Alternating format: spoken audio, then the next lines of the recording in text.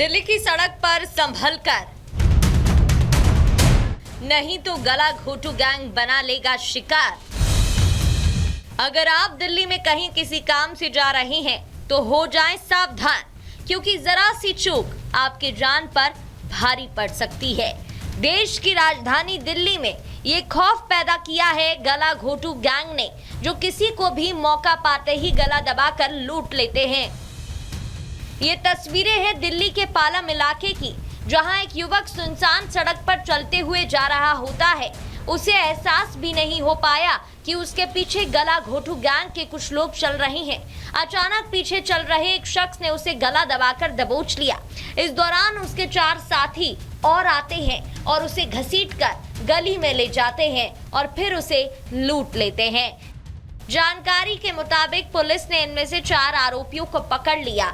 इनमें से 2 नाबालिग है, लेकिन ये कोई पहली घटना नहीं है जब गला घोटू गैंग ने किसी को अपना शिकार बनाया हो। इससे पहले गला घोटू गैंग ने दिल्ली के आजादपुर, आदर्श नगर और ख्याला इलाके में भी इसी तरह की वारदातों को अंजाम दिया। ख्याला की घटना वायरल होने के बाद पुलिस ने बीते मंगलवार को एक आरोपी को गिरफ्तार भी किया। आगे की जांच जारी है।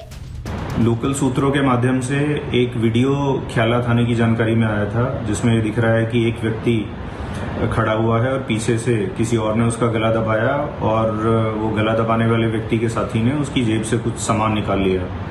जैसे ही ये वीडियो थाने की जानकारी में आया, एक मुकदमा रॉबरी के सेक्शंस में दर्ज कर लिया गया और वीडियो फुटेज के सहारे लोकल पूछताछ करके उसमें अक्यूज की पहचान करने का प्रयास किया गया। उन प्रयासों के तहत सनी एलियास नोनी नाम के एक व्यक्ति को, जिसकी उम्र तकरीबन 19 साल है, उसको आइडेंटिफाई करा गया और उसकी गिरफ्तारी इस मामले में कर ली गई है। साथ ही साथ जो वीडियो में दूसरा व्यक्ति उसकी मदद करता हुआ दिख रहा है, उसकी भी पहचान सन्नी एलियास हलवा, जो कि चौखंडी का रहने वाला है, उस व्यक्ति के रूप में कर ली गई है। उसकी गिरफ्तारी के लिए प्रयास किए जा रहे हैं। इसके अलावा भी इस गैंग ने दिल्ली के अलग अलग इलाकों में लूटपाट को अंजाम दिया है। जनवरी में द्वारका में बुजुर्ग महिला को लूटा गया। महिला से नकदी, मोबाइल और जरूरी सामान लूट लिए गए। चाणक्यपुरी में स्टाइल में एक शख्स को लूट लिया गया। पुलिस इस गिरोह को तलाश रही है। तो अगली बार जब भी दिल्ली की सड़कों पर निकले तो सावधान रहें, सतर्क रहें, नहीं तो आप भी इस गिरोह का शिकार बन सकते हैं। Bureau report, Republic Bharat. दर्शकों, सियासत में एक कहावत है कि जब आपके अपने ही आप पर सवाल उठाने लगे तो विपक्षी दल जो है वो चुटकी लेने से बाज नहीं आता है। दरअसल मध्य प्रदेश में सत्ता के विधायक और कुछ पार्षद ही अपनी ही पार्टी पर जब उंगली उठाने लगे तो कांग्रेस के नेताओं ने जमकर चुटकी ली है। पूरी खबर क्या है, विस्तार से इस रिपोर्ट के जरिए आपको दिखाते हैं।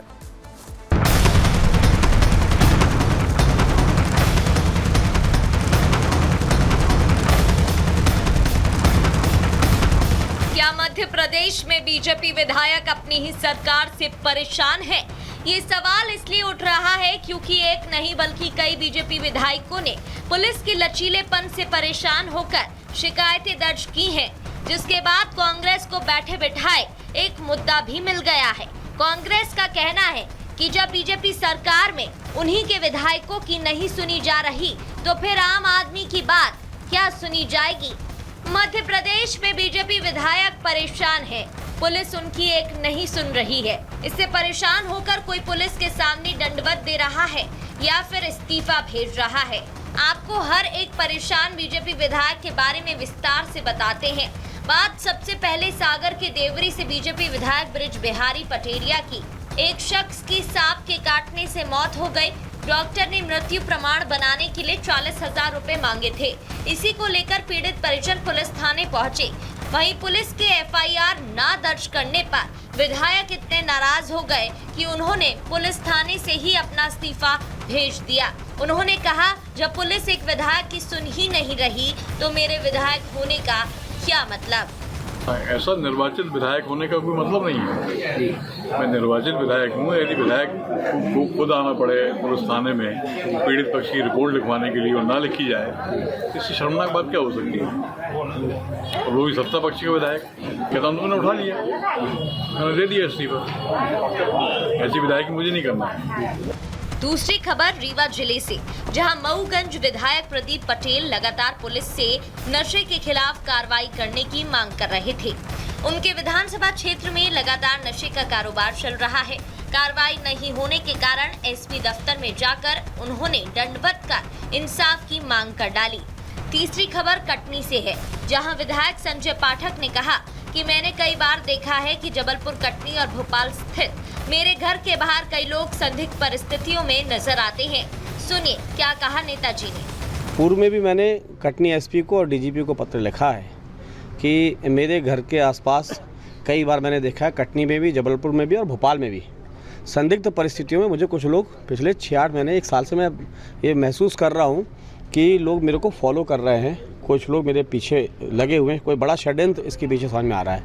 ये केवल एक आधार का छोटा मामला नहीं है, ये कोई गंभीर और गहरी षड्यंत्र और साजिश है।